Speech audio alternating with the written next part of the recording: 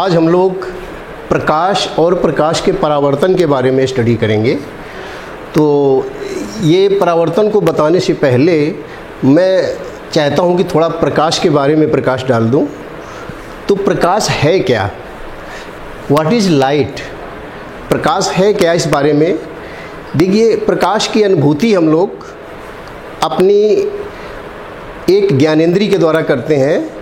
हमारे बॉडी का जो सेंस आर्गन है आँख, जिसके द्वारा हम लाइट की अनुभूति करते हैं। Actually light is a form of energy. प्रकाश एक ऊर्जा का ही रूप है, लेकिन इस ऊर्जा की संवेदना हमें अपने आँखों के द्वारा प्राप्त होती है। जब हमारी आँख पे लाइट पड़ती है तो हमें एहसास होता है कि चारों तरफ प्रकाश फैला हुआ है और हमें वस्तुएं भी दिखाई देने लगती हैं। तो प्रकाश की ये जो परावर्तन की घटना है, तो प्रकाश के परावर्तन की घटना क्या होती है, इस बात को बताने से पहले थोड़ा सा और बता दूं। हमारे सराउंडिंग की कुछ वस्तुएं ऐसी होती हैं कि जिनमें प्रकाश पार होकर के इस पार से उस पार नहीं जा पाता है। ऐसी वस्तुओं को हम कहते हैं अपारदर्शी वस्तुएं। और कुछ वस्तुएं ऐसी भी होती हैं जिन वस्तुओं से प्रकाश एक तरफ से प्रवेश करके और दूसरी तरफ निकल जाता है। ऐसी वस्तुओं को हम कहते हैं पारदर्शी वस्तुएं। पारदर्शी वस्तुओं में एग्जाम्पल तौर पे जैसे हमने देखा है, ग्लास स्लैब है, कांच है हमारा, और प्योर वाटर भी है। अगर प्योर वाटर में लाइट पड़ेगी तो पार निकल जाती है। हवा हमारी ट्रांसपेरेंट है, एयर इज आल्सो ट्रांसपेरेंट। और कुछ वस्तुएं ऐसी भी हैं जो पार्शियली ट्रांसपेरेंट है। जैसे एग्जाम्पल तौर पे जैसे ये आपकी पॉलीथीन है। पॉलीथीन को अगर हम लाइट के सामने लगाएंगे तो उसका सम पार्ट निकल जाएगा आर पार, परंतु उसका कुछ पार्ट इसके द्वारा एब्जॉर्ब हो जाएगा या रिफ्लेक्ट बैक हो जाएगा। तो अब इसके बाद हम परावर्तन पे आते हैं। तो प्रकाश का परावर्तन जानने के लिए थोड़ा सा हम पहले मिरर के बारे में, समतल दर्पण के बारे में थोड़ा जान लें। ये समतल दर्पण क्या होता है, ग्लास की एक पतली प्लेट होती है, तो उसके एक साइड से सिल्वर पॉलिश कर दी जाती है, और सिल्वर पॉलिश को सेफ्टी देने के लिए ऊपर से रेड पेंट भी कर देते हैं। तो ये सिल्वर पॉलिश में एक विशेषता होती है कि ये लाइट को कम्प्लीटली रिफ्लेक्ट बैक करती है। तो अब थोड़ा सा मैं रिफ्लेक्शन के बारे में चर्चा कर रहा हूँ। तो देखिए साथियों, जब प्रकाश किसी सोर्स से निकलकर और किसी प्लेन और स्मूथ सरफेस पे फॉल करता है, तो उस पे पड़ने के बाद वो रिफ्लेक्ट बैक होके उसी मीडियम में वापस लौट आता है। तो प्रकाश की इस घटना को हम कहते हैं reflection. When light falls on a smooth and plain surface and reflect back in the same medium, then this event is known as reflection. तो अब हम रिफ्लेक्शन की घटना को यहाँ दर्शा रहे हैं। तो इसके लिए हम प्लेन मिरर को लेते हैं।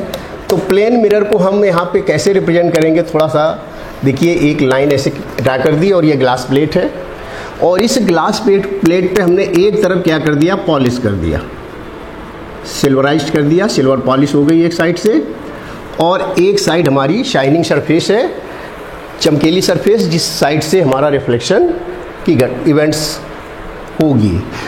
अब हम एक सोर्स यहाँ पे रखेंगे और इस सोर्स से एक लाइट रे पास होकर के और इस मिरर पे फॉल करेगी। Suppose this is the light रे।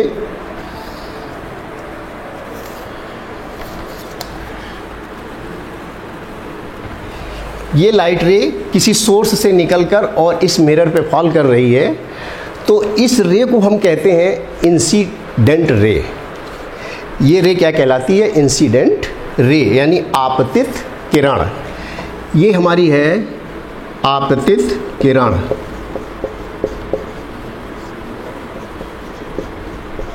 और ये जिस पॉइंट पे गिर रही है मिरर के, इस पॉइंट को हम कहते हैं आपतन बिंदु। आपतन बिंदु यानी पॉइंट ऑफ इंसिडेंस। आपतन बिंदु, पॉइंट ऑफ इंसिडेंस। और ये हमारी हो गई आपतित किरण, इंसिडेंट रे। जब ये इस पॉइंट पे फॉल करती है तो इसके बाद चूंकि इधर से ये पॉलिश है तो ये रिफ्लेक्टिंग सरफेस है और ये कम्प्लीटली रिफ्लेक्ट बैक होगी। तो यहाँ से ये रिफ्लेक्ट होकर के और इस तरफ को ये रिफ्लेक्ट होके जाती है। ये हमारी है रिफ्लेक्टेड रे। रिफ्लेक्टेड रे यानी परावर्तित किरण। और जो हमारा आपतन बिंदु है उस पर अगर हम एक नॉर्मल ड्रा कर लें, ये हमारा नॉर्मल है। तो अब हम यहाँ पर क्या देखते हैं, यहाँ पर हमें कुछ टर्म्स हैं जो हमें क्लियर होने चाहिए। एक तो ये हमारी आपतित किरण है, इंसिडेंट रे, और दूसरी जो रिफ्लेक्ट होकर के रे जा रही है ये है हमारी रिफ्लेक्टेड रे। और उसी पॉइंट पे जो ये नॉर्मल ड्रा किया गया है, परपेंडिकुलर है, ये हमारे जो मिरर पे ये परपेंडिकुलर ड्रा किया गया है। और अब इस तरह से ये जो आपतित किरण और अभिलंब है, इसके बीच के जो ये एंगल को हम लोग कहते हैं आपतन कोण, एंगल ऑफ इंसिडेंस। ये हमारा आपतन कोण है और इसको हम आई से रिप्रेजेंट कर रहे हैं। और ये हमारी जो रिफ्लेक्टेड रे और नॉर्मल के बीच का जो एंगल है ये कहलाता है angle of reflection, angle of reflection. इस प्रकार से अब हम लॉज ऑफ रिफ्लेक्शन पे आते हैं। लॉज ऑफ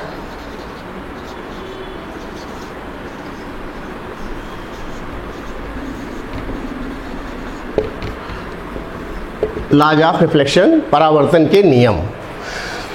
तो परावर्तन का पहला नियम है आपतित किरण, परावर्तित किरण और अभिलंब यानी नॉर्मल, ये तीनों एक ही तल पर होते हैं।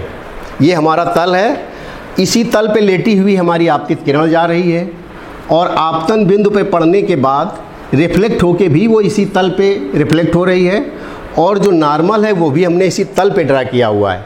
तो ये तीनों एक ही तल पे होते हैं। तो इस तरह से फर्स्ट लॉ है आपतित किरण, परावर्तित किरण और अभिलंब तीनों एक ही तल पर होते हैं। और दूसरा नियम है आपतन कोण और परावर्तन कोण, ये दोनों आपस में बराबर होते हैं। आपतन कोण और परावर्तन कोण दोनों बराबर होते हैं। तो इस प्रकार से हमारे परावर्तन के दो नियम निकल के आ रहे हैं। पहला नियम है आपतित किरण,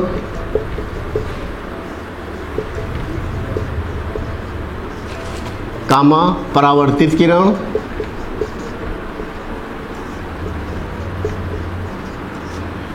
तथा अभिलंब तीनों एक ही तल पर होते हैं। और दूसरा नियम है आपतन कोण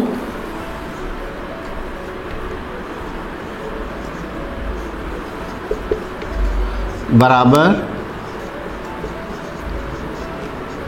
परावर्तन कोण।